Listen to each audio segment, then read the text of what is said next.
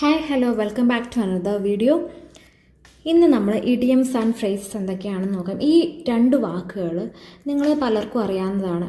English ടെസ്റ്റുകൾ എഴുതുന്ന IELTS OET പോലെയുള്ള എക്സാംസ് എഴുതുന്ന ആളുകൾക്ക്, പിന്നെ അതുപോലെ ഇംഗ്ലീഷിനെ കുറിച്ച് ഡീപ്പായിട്ട് പഠിച്ചുകൊണ്ടിരിക്കുന്ന ആളുകൾ, ഇവർക്കെല്ലാം ക്ലിയറാണ് ഈ വാക്കുകൾ എന്തൊക്കെയാണെന്നുള്ളത്.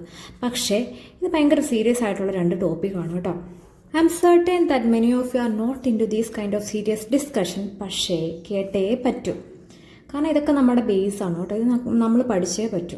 These idioms and phrases are the significant part of English language. ഇത് ഓരോന്നെടുത്ത് നോക്കുകയാണെങ്കിൽ ഫസ്റ്റ് നമുക്ക് ഇഡിയംസിലേക്ക് പോവാം. ഇഡിയംസ് എന്ന് പറഞ്ഞാൽ എന്തായിരിക്കും? എന്തെങ്കിലും ഗസ് ചെയ്യാൻ പറ്റുന്നുണ്ടോ? നോ വറീസ്, ഞാൻ പറഞ്ഞുതരാം. Idioms are the expressions that mean something different from what the words actually say. ഞാനിപ്പോൾ പറഞ്ഞ സെൻറ്റൻസിൽ തന്നെയുണ്ടല്ലേ, അവിടെ തന്നിരിക്കുന്ന ഈ ഇഡിയംസ് എന്ന് പറയുന്നത് it doesn't mean that it will be A sentence. ഇതൊരു സെൻറ്റൻസിൻ്റെ ഇടയിലാവാം. കൂടുതലും അങ്ങനെയാണ് കാണുന്നത്. ഇതൊരു കംപ്ലീറ്റ് സെൻറ്റൻസോ ഒന്നുമല്ല കേട്ടോ. അതിനകത്ത് തന്നിരിക്കുന്ന വാക്കുകളിലെ മീനിങ്ങുമായിട്ട് ഒരു ബന്ധം ഉണ്ടാവുകയില്ല. അതാണ് ഇതിൻ്റെ ഒരു പ്രത്യേകത. For instance, I have lot on my plate. അങ്ങനെ പറഞ്ഞാൽ നമ്മൾ മലയാളത്തിൽ പറയുകയാണെങ്കിൽ എങ്ങനെയായിരിക്കും? എൻ്റെ പ്ലേറ്റ് കുറയണമെന്നല്ല നമ്മൾ പറയുക. പക്ഷേ അതിൻ്റെ മീനിങ് അങ്ങനെയല്ല. ഐ എം വെരി ബിസി എന്നതാണ് ഇതിൻ്റെ മീനിങ് വരുന്നത്.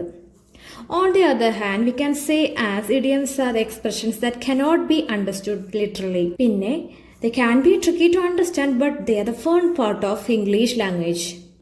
ഇനി നമുക്ക് ഫ്രേസസ് എന്താണെന്ന് നോക്കാം. എല്ലാവരും ത്രില്ലടിച്ചിരിക്കുകയായിരിക്കും അല്ലേ? Phrase is a group of words that have a literal meaning. എന്താ അവർ പറയുന്നത്? It's a group of words that have a literal meaning. തന്നിരിക്കുന്ന വാക്കുകൾ തന്നെ ഉണ്ടാകും നമ്മൾ ഉദ്ദേശിക്കുന്ന കാര്യം എന്താണ് എന്നുള്ളത്, അല്ലേ? So these phrases provide more information about what ever the sentence is speaking about. അതായത് എന്താണോ നമ്മളുടെ റൈറ്റർ അല്ലെങ്കിൽ സ്പീക്കർ പറയാൻ ഉദ്ദേശിക്കുന്ന കാര്യം ആ കൊടുത്തിരിക്കുന്ന വാക്കുകളിൽ തന്നെ ഉണ്ടാകും.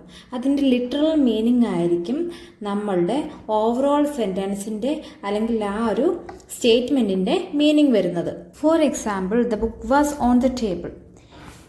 ഇതിലെ ഈച്ച് ആൻഡ് എവറി വേർഡ്സ് എടുത്ത് നോക്കി കഴിയുമ്പോഴത്തേക്കും നമുക്ക് മനസ്സിലാക്കും ഇതിൻ്റെ മീനിങ് എന്താണ്, ഈ ഫ്രേസിൻ്റെ മീനിങ് എന്താണെന്ന് നമുക്ക് മനസ്സിലാക്കാൻ പറ്റും. ഇതാണ് ഈ ഇഡിയംസും ഫ്രേസസും തമ്മിലുള്ള ഡിഫറൻസ്. ഇഡിയംസ് എന്ന് പറഞ്ഞിട്ടുണ്ടെങ്കിൽ അവിടെ കൊടുത്തിരിക്കുന്ന വാക്കുകളുമായിട്ട് യാതൊരു ബന്ധമില്ലാത്തൊരു മീനിങ് ആയിരിക്കും. അതേസമയം ഫ്രേസസ് എന്ന് പറഞ്ഞു കഴിഞ്ഞിട്ടുണ്ടെങ്കിൽ അതിൽ കൊടുത്തിരിക്കുന്ന വാക്കുകളുടെ അതേ മീനിങ് തന്നെയായിരിക്കും നമ്മുടെ ഓവറോൾ സെൻറ്റൻസിൻ്റെ അല്ലെങ്കിൽ ആ ഒരു സ്റ്റേറ്റ്മെൻറ്റിൻ്റെ മീനിങ് വരുന്നത്.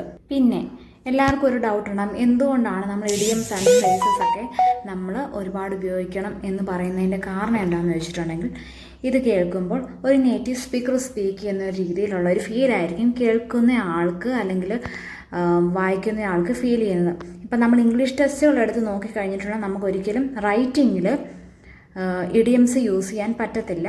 അത് ശ്രദ്ധിക്കണം. സ്പീക്കിങ്ങിലാണ് നമുക്കിതെല്ലാം മിക്സ്ഡ് ആയിട്ട് യൂസ് ചെയ്യാൻ പറ്റും. ദെൻ ഒരു സെൻറ്റൻസിൻ്റെ ഉള്ളിൽ തന്നെ രണ്ട് ഇഡിയംസ് യൂസ് ചെയ്യരുത്.